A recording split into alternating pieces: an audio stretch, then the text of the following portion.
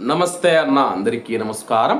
కువైట్లో మనం చూసుకుంటే కానీ కొంతమంది మాదక ద్రవ్యాలకు బానిసైపోయి తల్లి అని చూడడం లేదు, తండ్రి అని చూడడం లేదు, అలాగే కుటుంబ సభ్యులను చూడడం లేదు, అక్కలని చెల్లెని ఎవరిని అని చూడకుండా చంపివేస్తూ ఉన్నారన్నమాట. తాజాగా ఒక కువైటీ పౌరుడు మనం చూసుకుంటే తన యొక్క తల్లిని చంపివేశాడు.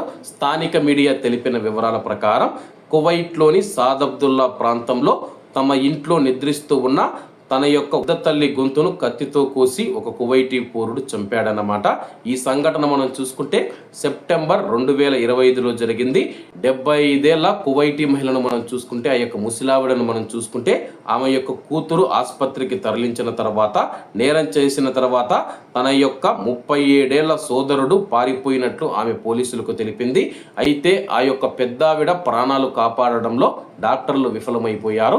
ఎందుకంటే గొంతు కోయడం వల్ల తీవ్ర రక్తస్రావం కావడంతో ఆమె చనిపోయిందని చెప్పేసి డాక్టర్లు తెలిపారనమాట.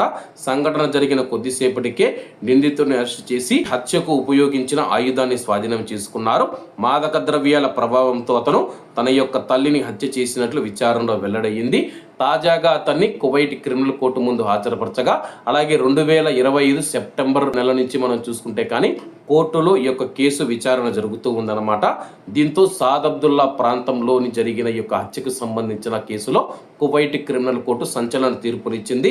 తన తల్లిని గొంతు కోసి చంపినందుకు కువైటీ పౌరుడికి క్రిమినల్ కోర్టు మరణశిక్ష విధిస్తూ తీర్పునిచ్చిందనమాట.